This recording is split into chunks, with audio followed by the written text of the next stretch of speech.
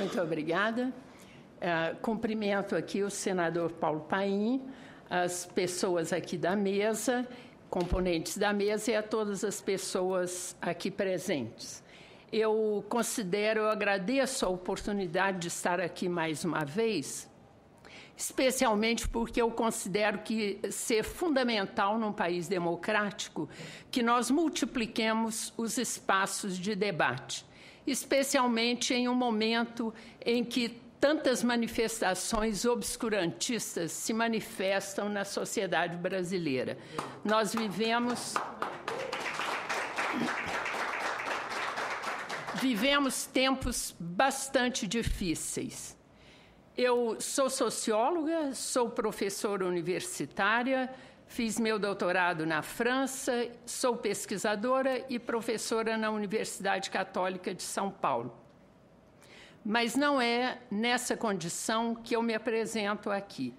Eu estou aqui porque integro a coordenação, a direção do movimento Católicas pelo Direito de Decidir. E quero referir um elemento, um dado do meu currículo que muito me orgulha. Eu fui, entre outras mulheres brasileiras, indicada há alguns anos para o Prêmio Nobel da Paz.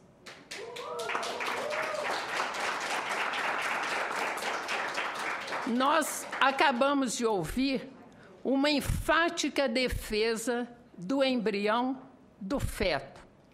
Eu farei a defesa da vida e dos direitos das mulheres brasileiras. A professora Maria Tereza Blandon, da Nicarágua, do nosso país vizinho, mostrou a ilegalidade do aborto como um instrumento de morte.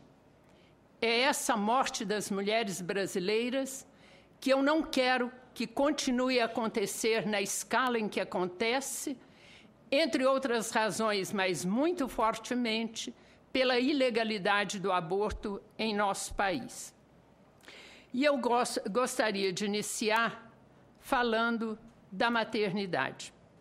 Pode parecer estranho que, discutindo uma proposta que torna o aborto legal dentro de certos limites, eu proponho aqui trazer o tema da maternidade.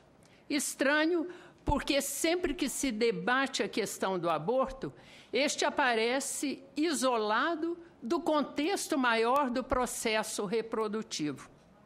Ao meu ver, não há como discutir e entender o significado e as consequências de se ter uma lei que regule a realização do aborto, a não ser entendendo em face do fato ineludível da capacidade que temos nós, mulheres, de fazermos novos seres humanos.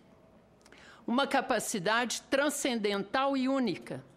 No entanto, para que a maternidade seja considerada em toda a sua grandeza, é absolutamente necessário que a compreendamos como resultado de uma decisão, de uma escolha, como uma opção entre tantas outras de realização das mulheres.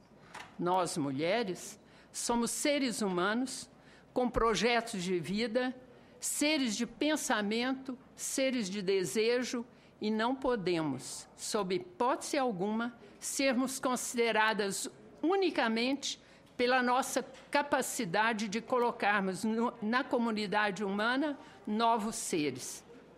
Esta é uma das possibilidades que temos... Pois não. Doutor Medeiros, o mestre da área pública, é um grande senador da República e atendeu o meu apelo, falei do tema, porque eu tinha que abrir uma outra sessão sobre direitos humanos, e de imediato eles, não, pai, estou indo para aí, conta comigo, faço questão de acompanhar esse debate. Então, quer dizer, com muito orgulho que eu passo a presidência para o senador Medeiros nesse momento.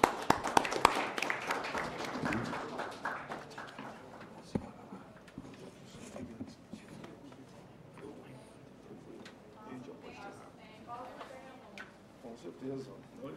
Não se preocupe, pessoal, o Medeiros é mais democrata que eu, inclusive. Dará todo o tempo necessário para o debate. até o meio-dia nós podemos ficar tranquilamente, o debate acontecerá, uma oportunidade, né, depois de algumas pessoas do plenário falar.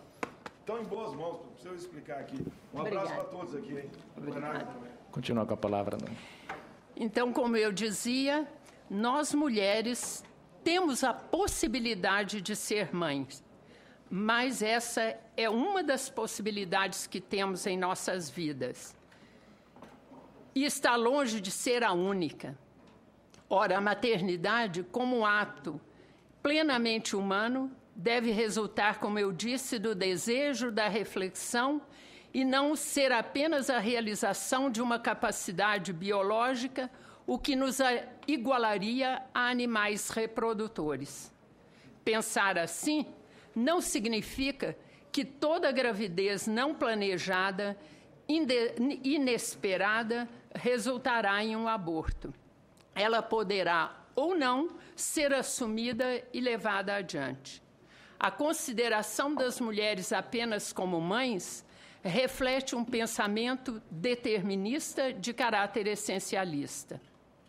Lembro que as pesquisas o mostram, a maioria das mulheres que abortam já são mães. Elas têm filhas e filhos de quem cuidam e desejam continuar a criá-los e a criá-las. E é muitas vezes esse desejo que as leva ao aborto e tantas vezes à morte. Mas há também aquelas mulheres cujos projetos de vida não incluem a maternidade e, diante de uma gravidez indesejada, têm pleno direito de interromper esse processo gestacional. Só compreendendo, portanto, a maternidade como resultado de opção e de escolha, é possível entender o alcance ético de uma proposta que permite às mulheres acederem a um aborto quando assim considerarem necessário. Quero ainda reafirmar o que tantas e tantas vezes já reiteramos e que o Dr. Olímpio também acabou de reiterar. Apoiar que haja no país uma legislação sobre o aborto não é banalizar a vida. A vida não existe na abstração das afirmações retóricas. O que existe é a vida de pessoas concretas, com seus problemas, suas alegrias, suas dores, enfim, com suas vidas reais. Como bem lembrou o Dr. Olímpio, as mulheres, aquelas que mais necessitam neste país de que o aborto seja legalizado, são aquelas que não podem estar aqui, são as mulheres pobres e negras. Isso é a realidade. Quando falamos de aborto, este, como a maternidade, não existe no vazio. Nós estamos falando de mulheres que têm nomes.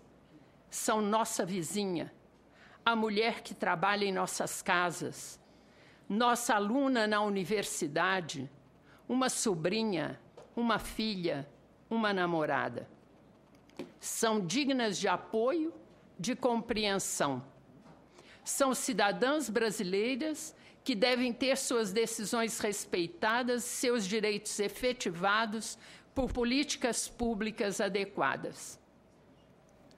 Um segundo ponto que proponho a consideração de todas e todos é que, apesar do fato inegável de que o aborto se tornou em nosso país objeto de discussão pública, o que é muito bom, é sempre necessário voltar a algumas questões, especialmente, como já disse, em um contexto político em que há constantes ameaças de se violar a Constituição, retirando direitos democraticamente já conquistados.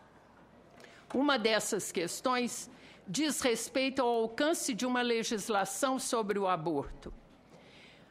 Uma legislação assim permite sua realização em certas circunstâncias e obriga o Estado a oferecer condições dignas e adequadas para que as mulheres não tenham sequelas ou morram nesse procedimento. Salva, portanto, a vida das mulheres. mas a lei não obriga qualquer mulher a realizá-lo. Depende do livre consentimento dela e pune responsáveis por um aborto realizado contra a sua vontade. Uma outra questão. Uma vez que nas últimas legislaturas temos visto uma crescente atuação política de parlamentares vinculados a igrejas e grupos religiosos, gostaria de voltar a lembrar que o Estado brasileiro respeita constitucionalmente, respeita as religiões, assim como respeita todas as pessoas e grupos sem religião, ou ateus ou ateias, e não pode, constitucionalmente, guiar-se por doutrinas e princípios oriundos de uma fé religiosa. Não nos enganam discursos que se apresentam como vindos do campo científico, por exemplo, as inúmeras pesquisas que reiteradamente nos apresentam e as quais a gente poderia apresentar outras que dizem exatamente, que apresentam dados exatamente opostos. Dizia discursos que se apresentam como vindos do campo científico ou do campo jurídico, mas escondem, na verdade, seu caráter religioso.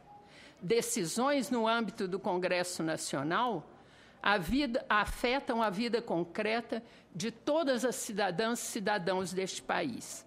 O caráter laico do Estado é condição imprescindível para o pleno exercício da cidadania, para a proteção dos direitos constitucionais, à liberdade, à autodeterminação.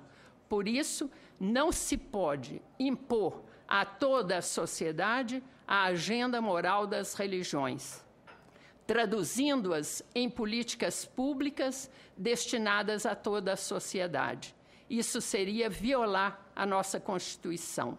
Muitos dos argumentos contrários à liberdade de decisão das mulheres no campo reprodutivo, embora se apresentem como do campo laico, são, na verdade, a expressão de uma doutrina e de uma religião, de uma moral religiosa específica.